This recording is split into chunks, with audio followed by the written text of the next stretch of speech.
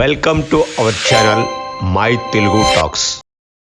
మోడీ గవర్నమెంట్లో కీలకమైన వ్యక్తుల్లో ఒకరు సుబ్రహ్మణ్యం జయశంకర్. ఒక విధంగా ఈయన్ని మాటల మాంత్రికుడిగా పిలవచ్చు. భారతదేశం విదేశాలతో జరుపుతున్న చర్చలు సమావేశాలలో తనదైన శైలిలో చక్కటి వాగ్దాటితో పూర్తి సమాచారంతో అవతలి వారికి మాట్లాడే అవకాశం కూడా లేకుండా చక్కటి వివరణతో దౌత్యపరమైన చర్చలలో భారతదేశానిదే పైచేయి అయ్యే విధంగా వ్యవహారాలను నడపడంలో దిట్ట. మోడీ గారి గవర్నమెంట్ వచ్చిన తర్వాత అంతర్జాతీయ విషయాలలో భారతదేశం తనదైన శైలిలో పూర్తి పట్టు సాధించడంలో జయశంకర్ గారి కృషి ఎనలేనిది. సుబ్రహ్మణ్యం జయశంకర్ గారు జనవరి 1955లో తమిళ హిందూ కుటుంబానికి చెందిన కృష్ణస్వామి సుబ్రహ్మణ్యం మరియు సులోచన సుబ్రహ్మణ్యం దంపతులకు జన్మించారు. ఆయన సోదరుడు ఎస్ విజయ్ కుమార్ గారు IAS అధికారి, భారతదేశ మాజీ గ్రామీణాభివృద్ధి కార్యదర్శి. జయశంకర్ గారు కెమిస్ట్రీలో బ్యాచిలర్స్ డిగ్రీ చేశారు. అతను పొలిటికల్ సైన్స్లో MA మరియు MPhil కూడా పూర్తి చేసి ఉన్నారు. జయశంకర్ గారు 1977లో ఇండియన్ ఫారెన్ సర్వీస్లో చేరిన తర్వాత 1979 నుండి 1981 వరకు మాస్కోలో సోవియట్ యూనియన్ భారతీయ మిషన్లో సెక్రటరీగా పనిచేశారు.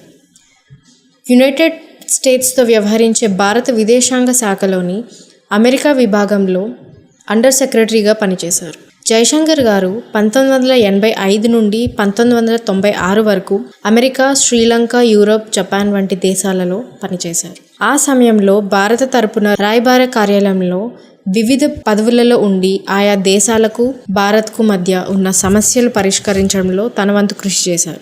జయశంకర్ 1996 నుండి 2000 వరకు టోక్యోలోని భారత రాయబార కార్యాలయంలో డిప్యూటీ చీఫ్ ఆఫ్ మిషన్గా ఉన్నారు. ఈ కాలంలో భారతదేశం యొక్క పోఖ్రాన్ 2 అణు పరీక్షల తర్వాత ఇండో జపాన్ సంబంధాలలో అణు పరీక్షల నేపథ్యంలో సంబంధాలు దెబ్బతిన్నాయి. జపాన్తో మనకున్న సంబంధాలను సాధారణ స్థాయిలోకి తీసుకురావడంలో జయశంకర్ పాత్ర ఎనలేనిది.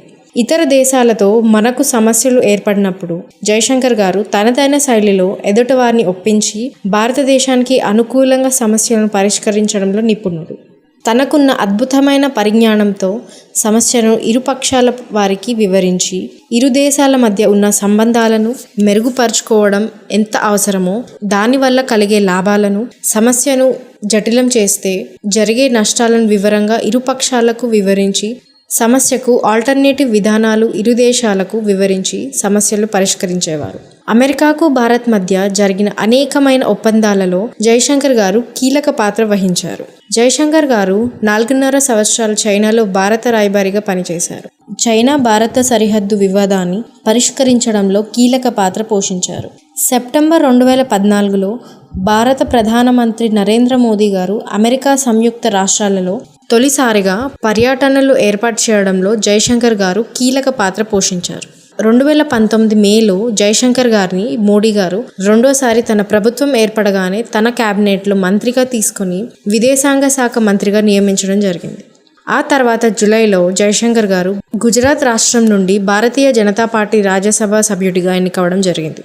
తాను మంత్రిగా ప్రమాణ స్వీకారం చేసిన కొద్ది కాలంలోనే యునైటెడ్ స్టేట్స్ మరియు భారతదేశం మధ్య అత్యంత సున్నితమైన సమాచారం మరియు మేధస్సును పంచుకోవడం వంటి విషయాలలో సహకారం ఒప్పందంపై సంతకం చేశారు. ఇదే సమయంలో ఈ ఒప్పందం మనకు రష్యాతో ఉన్న సంబంధాలను ఎటువంటి ప్రభావం లేకుండా జయశంకర్ గారు జాగ్రత్త పడ్డారు. ఒకే కాలంలో అటు అమెరికా ఇటు రష్యాతో అనేక రక్షణ మరియు సున్నితమైన సమాచారం అందిపుచ్చుకునేలా ఒప్పందాలు చేసుకోవడంలో జయశంకర్ గారి పాత్ర కీలకమైనది. అలాగే చైనాతో మనకు జరిగిన గొడవలలో ఎటువంటి రాజీ పడకుండా మన ప్రయోజనాలు కాపాడుకుంటూ చైనాతో పూర్తిగా తెగతెంపులు చేసుకోకుండా దౌత్యపరమైన రీతిలో చైనాకు అన్ని విధాల సరైన సమాధానం చెప్పి సమస్యలను వీలైనంత వరకు పరిష్కరించి భారతదేశం ప్రతిష్టను పెంచారు. ప్రస్తుతం జరుగుతున్న ఉక్రెయిన్ మరియు రష్యాల మధ్య జరుగుతున్న యుద్ధంలో కూడా భారతదేశం ప్రత్యక్షంగా ఏ కూటమిలో లేకుండా ఇరుపక్షాలతో సమాన దూరం పాటిస్తూ ఎటువంటి ఒత్తిడులకు గురి కాకుండా భారతదేశం యొక్క ప్రయోజనాలను మాత్రమే ఇంపార్టెన్స్ ఇస్తూ దౌత్యపరమైన విషయాలలో భారతదేశం అజాత శత్రువుగా ఉండడానికి కారణం జయశంకర్ గారే. యుద్ధం చేయకుండానే మాటల యుద్ధంతో, పగడ్బందీ వ్యూహంతో, ఖచ్చితమైన సమాచారంతో ఎదుటి వ్యక్తులను ఎలా నిలవరించవచ్చు, వారిని మన దారిలోకి ఎలా తెచ్చుకోవాలో జయశంకర్ గారు దౌత్య వ్యవహారాలతో ఒక కొత్త వరవడిని సృష్టించారు. ఒక విధంగా జయశంకర్ గారు మరియు అజిత్ దోవల్ గారు భారతదేశానికి 2 కళ్ళు వంటివారు. వారిద్దరు చేసిన సేవలు ఈ దేశాన్ని అత్యుత్తమ స్థాయికి తీసుకెళ్లిందని అనటంలో ఎటువంటి సందేహం లేదు. 3వ సారి మోడీ గారు ప్రధానమంత్రి అయిన తర్వాత వారిద్దరిని అదే స్థానాలతో నియమించారు.